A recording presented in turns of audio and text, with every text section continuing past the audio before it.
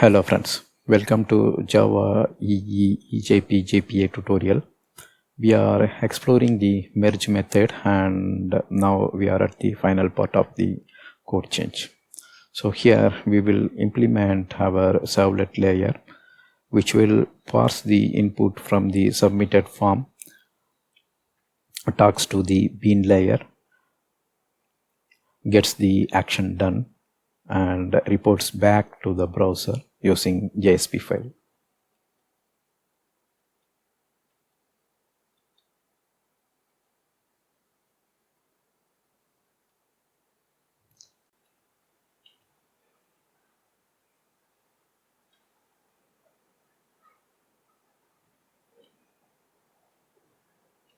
So these are all the slides from previous 3 videos.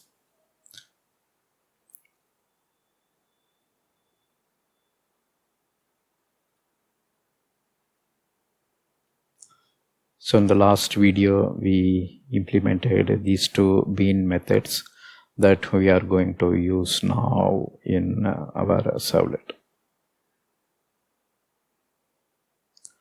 So if you see, this is the bean method, and this method will help us in understanding the usage of merge. So if you see here, we implement the Servlet, and here is the do-get, and the Servlet will have the annotation for the EJB bean to access this bean method. First, we retrieve PID from and PID to from the submitted form by making use of the getParameter method call. After that, we will perform some validation just to check valid IDs are entered.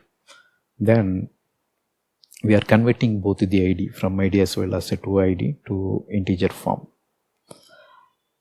And finally, we need to know the amount that needs to be transferred between 2 accounts. So we retrieve that amount also using the getParameter method call. And if you see here, the amount also we converted it as integer, and here is where we make call to our first bean method. So here we are calling find by ID. So we supply our from AC. Here from AC is an integer, to AC also an integer. Actually here we are supplying the IDs, right? So find method is not shown here. In our previous video we implemented it. So our bean method will find an entity for the supplied ID, and the return value will be the entity. So here we are getting the saving account entity, 2 saving account entity. AC1 is from account, AC2 is a to account, and both these accounts are in unmanaged state. Why? Because so even though the implementation of this find by ID will make use of em.find, and since the em.find, the returned entity will be in the managed state inside this function, but the function returns. So towards the end, the entity manager tries to commit everything, and after the commit, the entity becomes unmanaged. So by the time we receive the entity here in the caller portion, both are in unmanaged state. Next, if you see, we are making call to the transfer fund, and if here we supply our first account, then we supply our second account, from account and to account. We also supply the amount. And if you see here, since these 2 are in unmanaged state, the from account here as well as to account here, both will be in unmanaged state. So to make it as a managed state, we make use of the merge method, and the return value will be in managed state. Alright, so here we perform withdraw and deposit, and we doesn't make call any of the entity manager method, but towards the end entity manager knows that AC1 and AC2 are in managed state, and the internal field got changed by means of withdraw and deposit. So it won't even know withdraw deposit. It knows that a field got changed after the retrieval. So it knows it needs to update both the entities. But because here two entity is in picture, right? Entity manager will manage all the entities. So here we have two entity, and both entity got some changes, and the entity manager will perform to update. So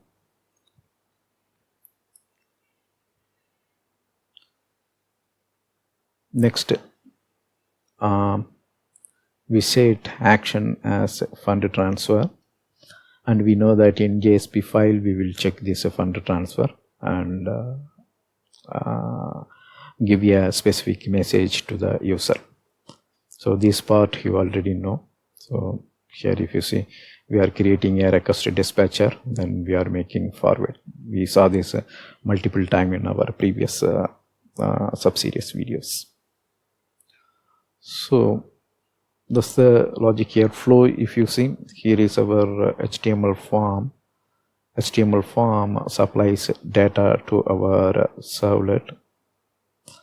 Then servlet will first calls find method to our being, which is managed by the entity manager, and thereby the fields of the saving account in saving account bean is mapped to the database, right? So find method will pick a record and gives back, one is from account and another one is to account. Then servlet once again make a call, the second call will be the transfer fund. So these are all the first call, find by ID, find by ID.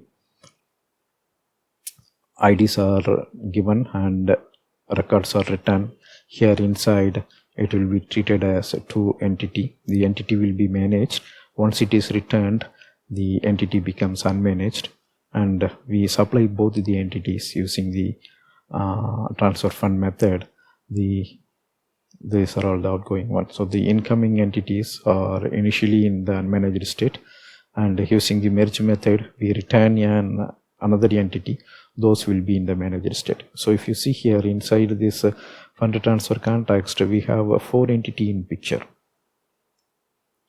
AC1, AC2, and from AC to AC.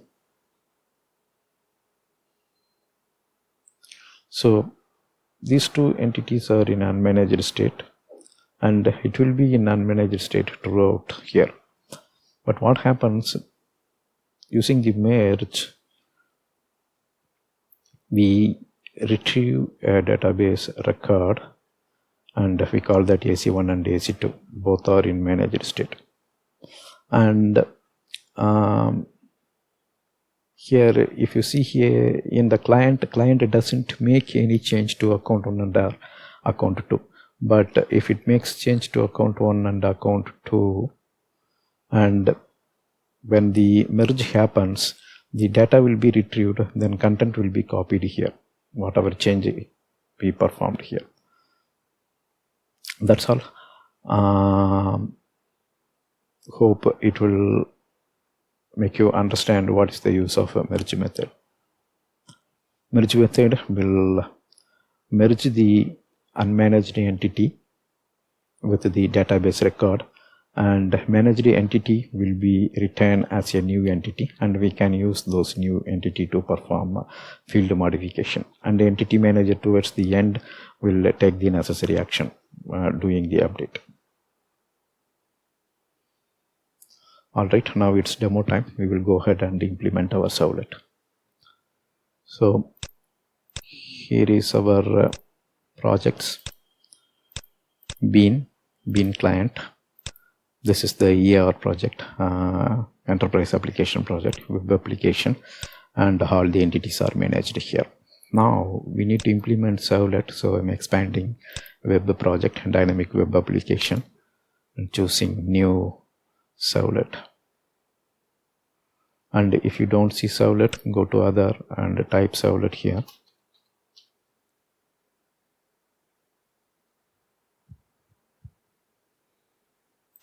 So choose it from web Servlet.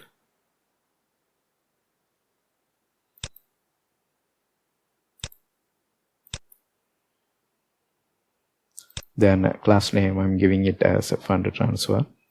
Choosing next.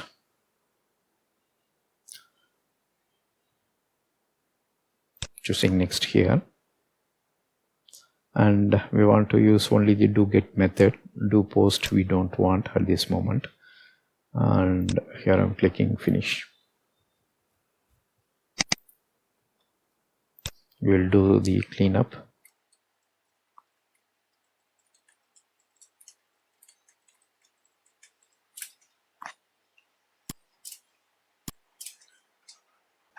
So first thing, okay, that's defining a serial. It's provided by the Eclipse IDE itself. Here we are providing annotation for EJB.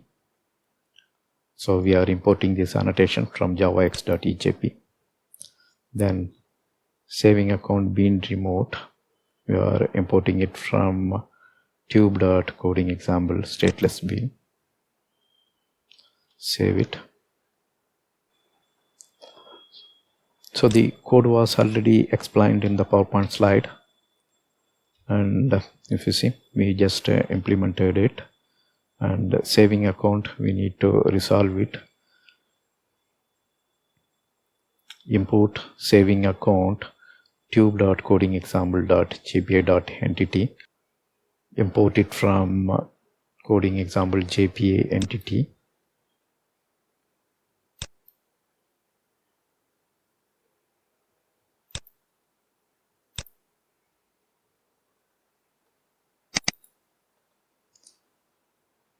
So request dispatcher, we need to import it from javax.servlet.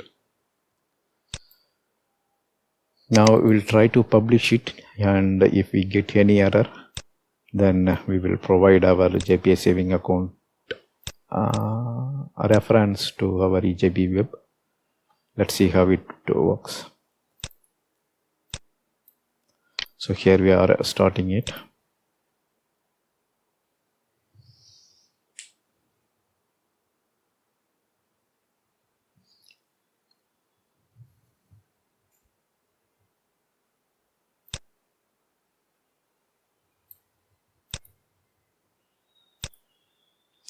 Now we will publish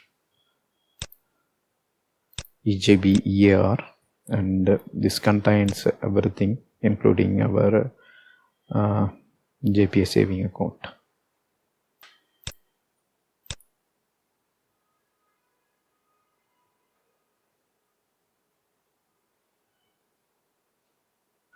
So this is our SQL server.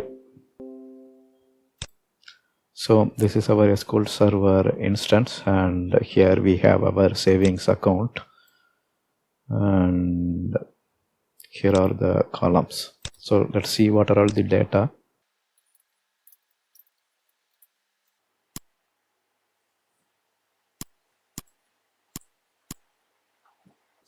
So we have two accounts, and if we need, we can create a new account also.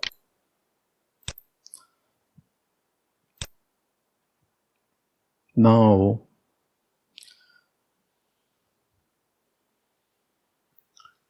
okay, now we will run our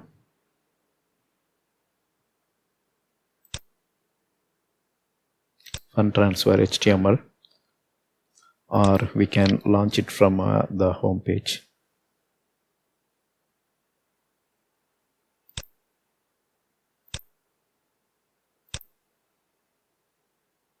It may take some time. We will wait. So we accessed the home page here, and we will go to transfer funds, and in the database if you see, there are 2 accounts we are having as part of our previous runs, previous sub-series run. Now we will transfer fund from account number 1 to account number 2, and we will transfer 100. So that means this is 1200, right? We will make it as 200, and here we are doing the transfer. So it states fund transfer. Now if we execute it, you can see fund transfer happened from account 1 to 2, 200 debited here and 200 credited to account ID 2. And you can see it got exchanged. So now the balance becomes 100 for account 1 and it becomes 1200 for account 2. Now let's do this in reverse order. From account 2, fund is transferred to account 1. This time the transfer is 500.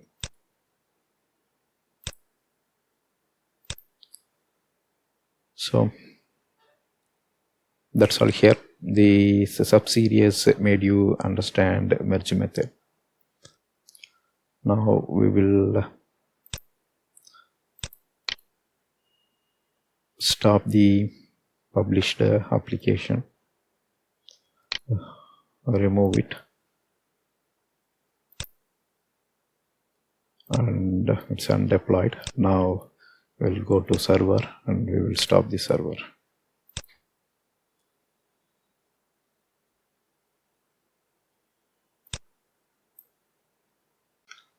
So that's all here in this video, and here we just explored how to use the merge method and to implement fund transfer. There are multiple ways and you no need to depend on merge method. Thank you for watching. Bye.